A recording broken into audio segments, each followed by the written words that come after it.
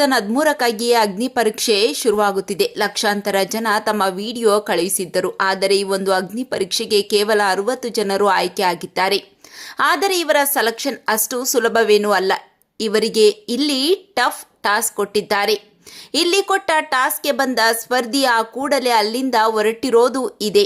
ಈ ಎಲ್ಲ ವಿಷಯ ಕಲರ್ಸ್ ಕನ್ನಡದ ಅಧಿಕೃತ ಪ್ರೋಮೋದಲ್ಲಿಯೇ ಇದೆ. ಈ ಒಂದು ಅಗ್ನಿ ಪರೀಕ್ಷೆಯಲ್ಲಿ ಅಮುಕು ಡುಮುಕು ಮಂಜ ದೊಡ್ಡ ಶಾಕ್ ಕೊಟ್ಟಿದ್ದಾನೆ. ಅಗ್ನಿ ಪರೀಕ್ಷೆಗೆ ಕೇವಲ 60 ಜನ ಮಾತ್ರ ಸೆಲೆಕ್ಟ್ ಆಗಿದ್ದಾರೆ. ಲಕ್ಷಾಂತರ ವಿಡಿಯೋಗಳು ಬಂದಿವೆ. ಅದರಲ್ಲಿಯೇ 60 ಜನರನ್ನು ಆಯ್ಕೆ ಮಾಡಿದ್ದಾರೆ. ಇವರಲ್ಲಿ ಬಿಗ್ ಬಾಸ್ ಮನೆಗೆ ಯಾರು ಹೋಗ್ತಾರೆ ಅನ್ನೋದು ಸದ್ಯ ಇರುವ ಕುತೂಹಲವೂ ಆಗಿದೆ. Tough task. ಅಗ್ನಿ ಪರೀಕ್ಷೆಯಲ್ಲಿ ಟಾಸ್ಕ್ ತುಂಬಾನೇ ಟಫ್ ಆಗಿವೆ. ಮುಖಕ್ಕೆ ಸಗಣಿ ಹಚ್ಚಿಕೊಳ್ಳುವ ಟಾಸ್ಕ್ ಕೊಟ್ಟಿದ್ದಾರೆ.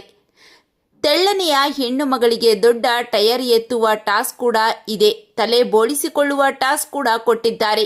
ಅಗ್ನಿ ಪರೀಕ್ಷೆಯಲ್ಲಿ ಅಮುಕು ಡುಮುಕು ಮಂಜ ಕೂಡ ಬಂದಿದ್ದಾರೆ. ಆದರೆ ಸಂಗೀತ ಶೃಂಗೇರಿ ಅವರಿಗೆ ಇಂಪ್ರೆಸ್ ಮಾಡಬೇಕು ಅಂತ ಒಂದು ಟಾಸ್ಕ್ ಕೊಡ್ತಾರೆ. ಆದರೆ ಮಂಜ ಈ ಒಂದು ಟಾಸ್ಕ್ ಅನ್ನ ಸ್ವೀಕರಿಸಿಲ್ಲ.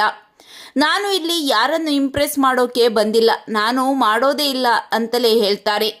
ಇದನ್ನ ಕೇಳಿದ ಜಡ್ಜ್ ವಿನಯ್ ಗೌಡ ಆಗೋದಿಲ್ವಾ, ಹಾಗಾದ್ರೆ ಹೋಗ್ತಾ ಇರು ಅಂತಲೇ ಹೇಳ್ತಾರೆ.